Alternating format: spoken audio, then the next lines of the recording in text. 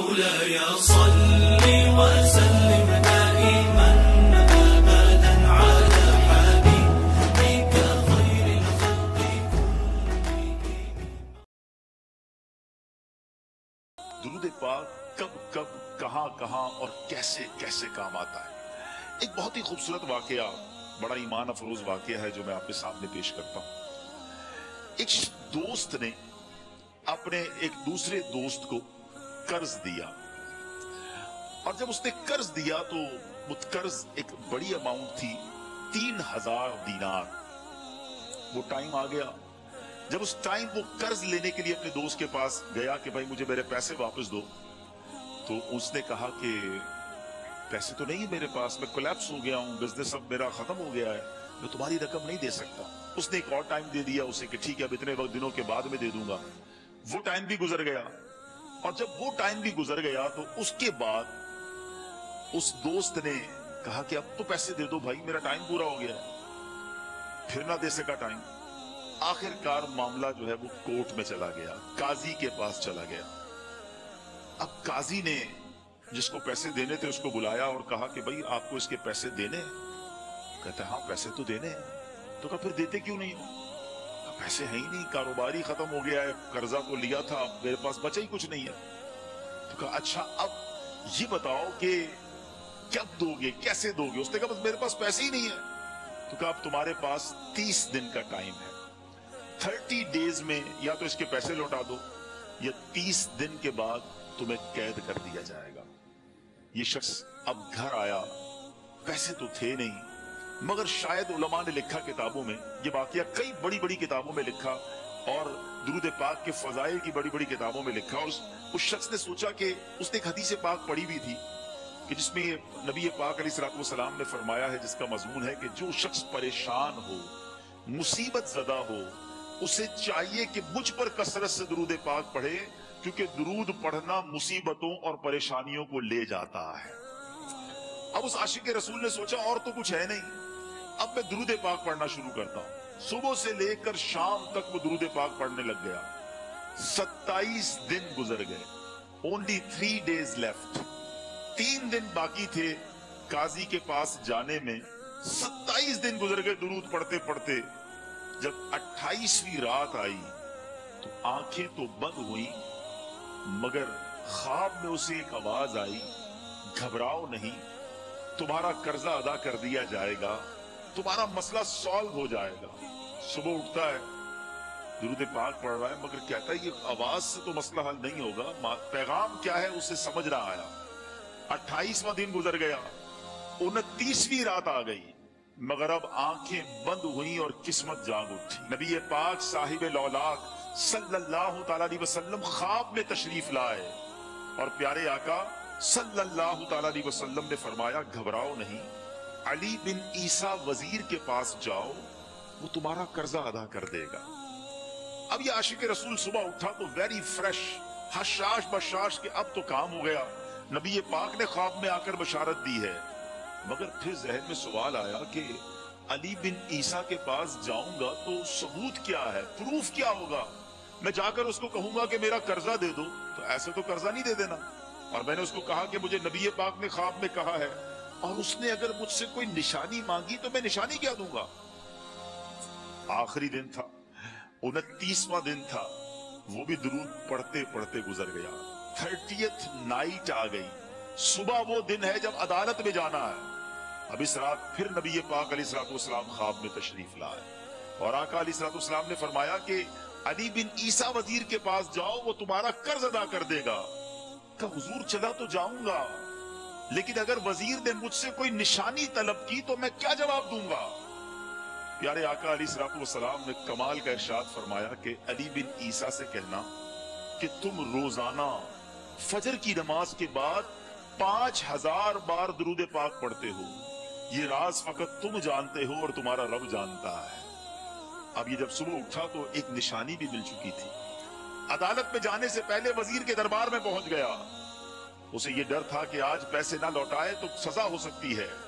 جب وزیر کے دربار میں پہنچا تو وزیر اپنے مشیروں کے ساتھ بیٹھا تھا. کہا مجھے آپ سے بات کرنی ہے. کہا بتاؤ کیا بات کرنی ہے؟ کہا میں ایک پیغام لایا ہوں آپ کے لیے.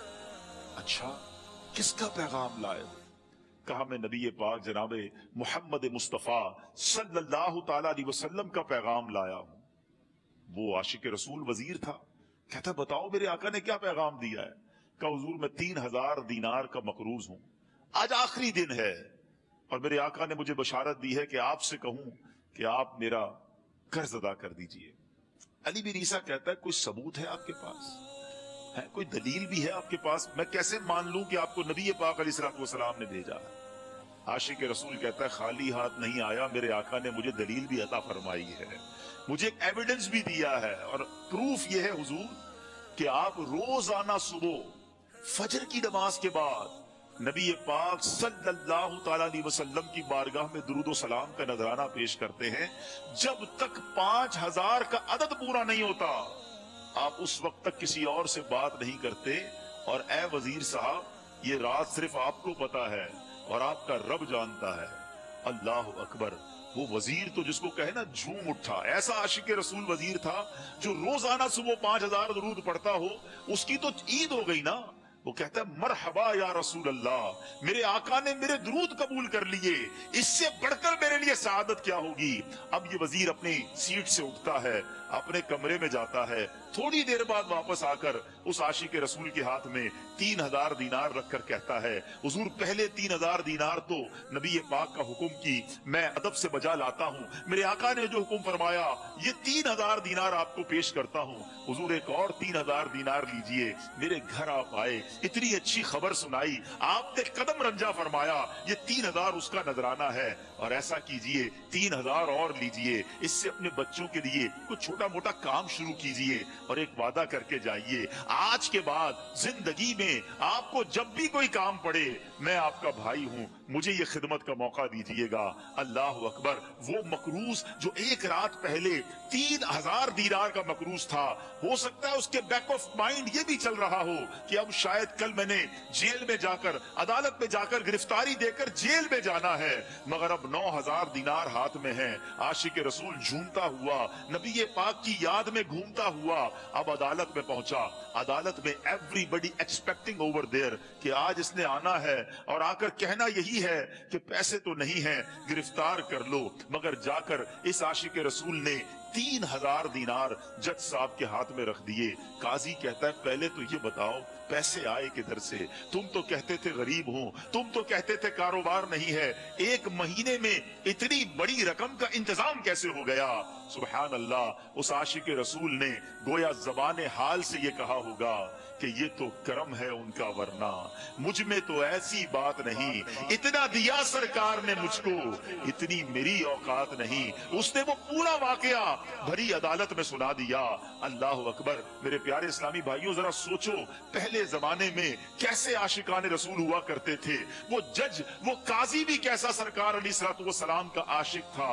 अपनी सीट से उठता है, भरे दरबार में, भरी अदालत में, वो अपने चैम्बर में, अपने कमरे में जाता है और थोड़ी देर बाद वापस आकर उसके हाथ में भी 3000 दीनार हैं। और वो 3000 दीनार जो है वो उस आशिक रसूल के हाथ में रखता है कि सारा सवाब अली बिन ईसा कैसे ले जाए, मैं भी तो नबी पाक का गुलाम हूं, मैं तुम्हारा कर्जा मैं अदा करता हूं।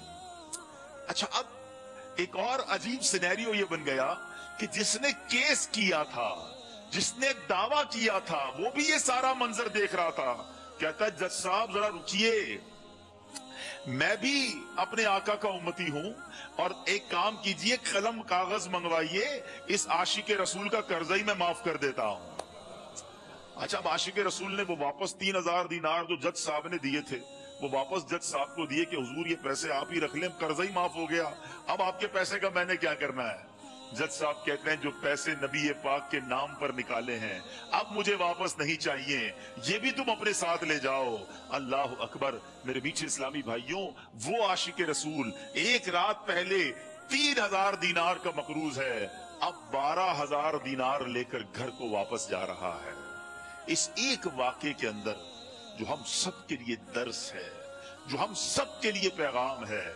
शायर लिखते हैं ना, दुखों ने तुमको जो घेरा हो तो दुरूद पढ़ो, दुखों ने तुमको जो घेरा हो तो दुरूद पढ़ो, जो हाजिरी की तमन्ना हो तो दुरूद पढ़ो। आज हम बहुत सारी प्रॉब्लम्स में होते हैं। यहां भी हो सकता है मेरा कोई भाई बीमार बैठा हो, कोई कर्जे में डूब गया हो, किसी का कोई बिजनेस प्रॉब्लम चल रहा हो, कोई फैमिली इशू में डिस्टर्ब हो।